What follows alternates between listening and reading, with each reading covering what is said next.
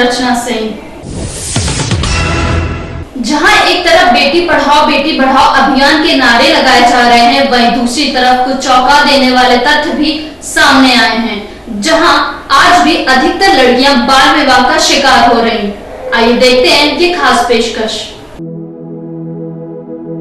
अंगना में उतरे जैसे धूप की चिड़िया,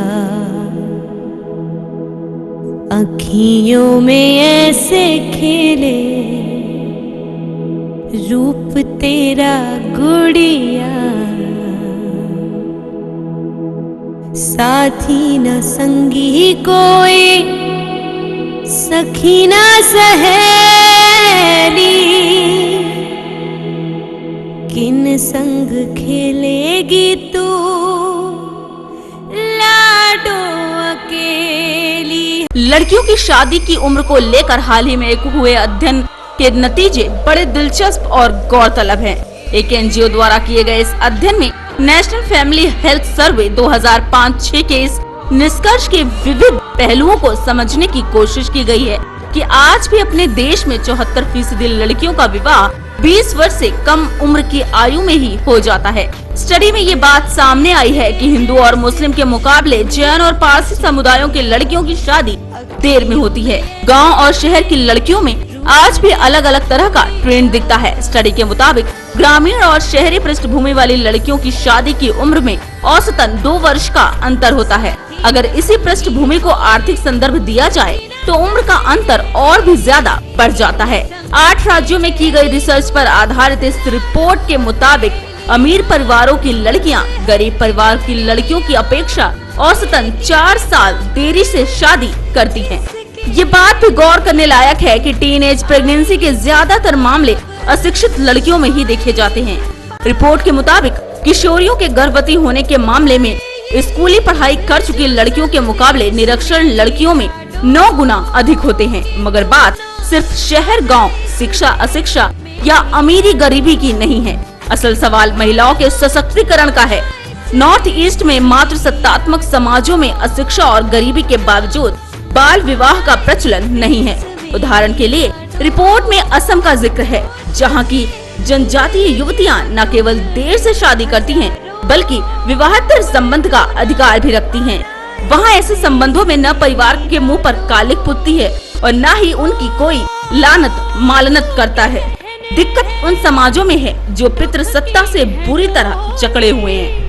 मर्दवादी सोच में लिपटी धर्म, जाति और सामुदायिक परंपराएं जो बंधन लड़कियों पर लादती हैं, उसे मुक्ति की राह में सबसे बड़ा बाधा गरीबी और अशिक्षा है।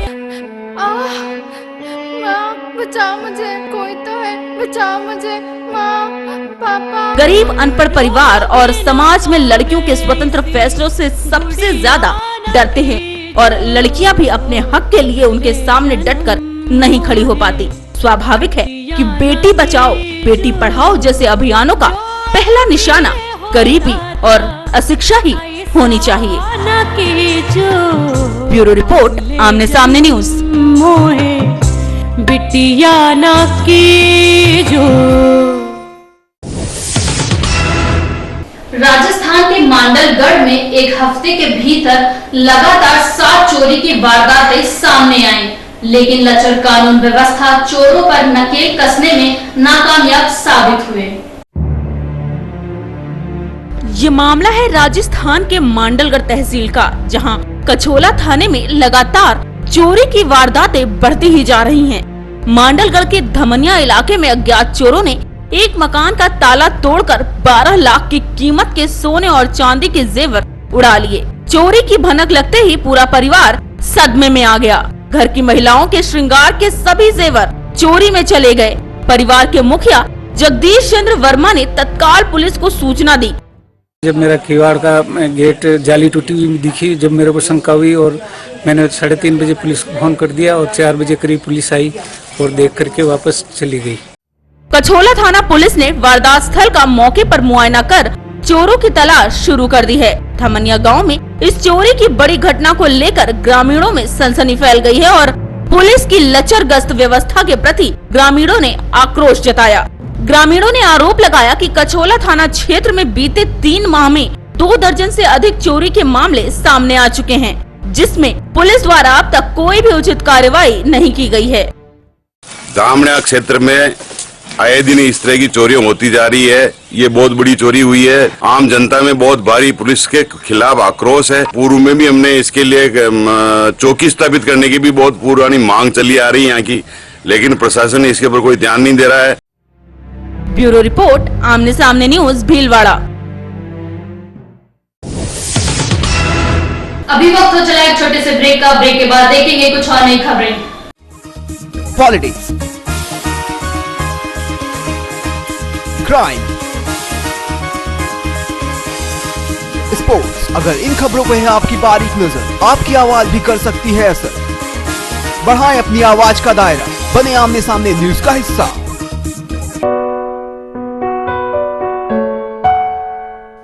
ये रिया है। उत्तर प्रदेश की राजधानी लखनऊ में सपने के आशियां को बुनती रिया हमेशा की तरह अपने दफ्तर जाने के लिए रवाना होती है। रिया की आंखों में भी तरक्की के आसमान को छूने की ख्वाहिश है। वो जब बस में सफर करती है तो उसे अक्सर असामाजिक तत्वों का शिकार होना पड़ता है। वो लोग उसके साथ छेड़छाड़ शुरू कर देते हैं, लेकिन आज रिया डरेगी नहीं, क्योंकि उसकी सुरक्षा उसके हाथ में है। प्रदेश सरकार की महिला सशक्तिकरण के लिए बनाई गई विमेन पावर लाइन 1090। ब्रेक के बाद एक बार फिर से आपका स्वागत है। उत्तर प्रदेश की राजधानी लखनऊ में इन दिनों अपराधियों के हौसले इतने बुलंद है कि खाकी का डर भी लोगों के मन से निकल गया है। तभी तो इस डबल मर्डर केस ने राजधानी को एक बार फिर चौंका दिया है। राजधानी लखनऊ एक बार फिर दोहरे हत्याकांड से थर्रा उठा है।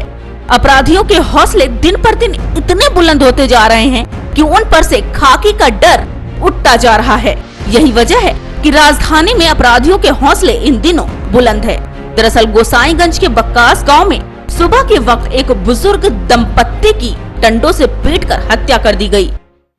मिले कि वहाँ मर्डर हो गया तो हम लोग गए देखने, वहाँ हकीकत थी। बुजुर्ग का शव चारपाई पे मिला, जबकि उसकी पत्नी का शव रसोई में मिला। पुलिस ने चारपाई के पास से खून से सना एक डंडा बरामद किया। पुलिस ने शुरुआती पड़ताल में इकलौते बेटे की भूमिका पर संदेह जताया है, जिसे हिरासत में लेकर पूछताछ की जा रही है। ब्यूरो रिपोर्ट, आमने सामने न्यूज। उत्तर प्रदेश के जिला बरेली में एक युवक की मौत 6 साल पहले रहस्यमय तरीके से हो गई। मृतक युवक की मां थानों के चक्कर लगाती रही, लेकिन पुलिस द्वारा उस पर कोई कार्यवाही नहीं की गई। लेकिन 6 साल बाद जो खुलासा हुआ वो बेहद ही चौंकाने वाला था। आइए देखते हैं क्या था पूरा मामला। ये मामला है उत्तर प्रदेश के जिला बरेली का, जहां एक पत्नी ने ही अपने पति की हत्या अपने प्रेमी के साथ मिलकर करवा दी। राजकुमार ग्राम सिंघा थाना भमोरा का रहने वाला था। बरेली में सिक्योरिटी गार्ड की नौकरी करता था।